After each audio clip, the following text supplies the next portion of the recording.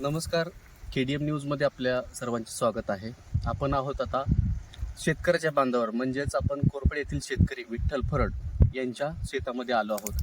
त्यांनी एक वेगवेगळ्या व्हरायटीची बोरं त्यांच्या वेगवेगळ्या जाती त्यांच्या शेतामध्ये लावलेल्या आहेत.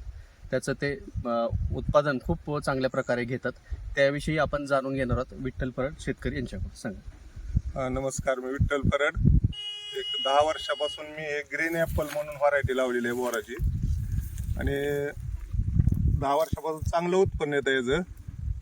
कमीत कमी 1000ला एक झाड पडते, म्हणजे सरासरी 1000 रुपयाला पडते. 250 झाड आहेत.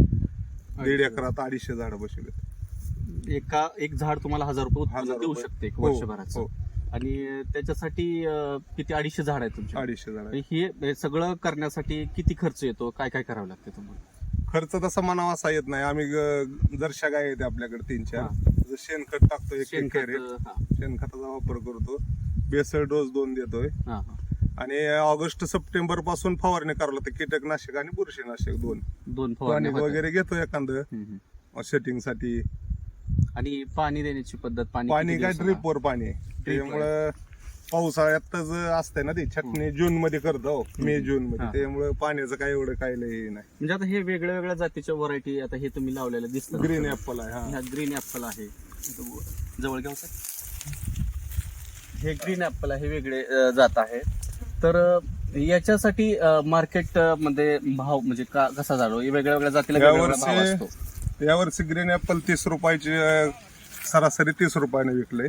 पूर्ण वर्षभर 30 रुपये भाव राहिला. भावाची क्वालिटी आला नाही. यावर्षी माल कमी होता, त्यामुळे भाव चांगला राहिला. भाव चांगला मिळतो. पावसामुळे जरा माल कमी लागला होता, सेटिंग कमी झाली.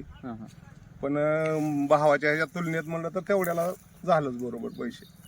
म्हणजे उत्पन्नही चांगलं मिळतं चांगलं त्याचं, आणि खर्चही कमी होतो. पाण्याचं कमी पाणी, दुष्काळी काटाळी झाड आहे नाही, त्यामुळे पाण्याला काही जास्त पाणी लागत नाही. आणि बोरं संपली की मग तर वडच द्यावी लागते, त्यामुळे पाणी लागतच नाही. पाणी पुन्हा बंदच करावं लागतं. कमी पाण्यावरचं दुष्काळी पिकच म्हणून ह्याला हे केलं जातं.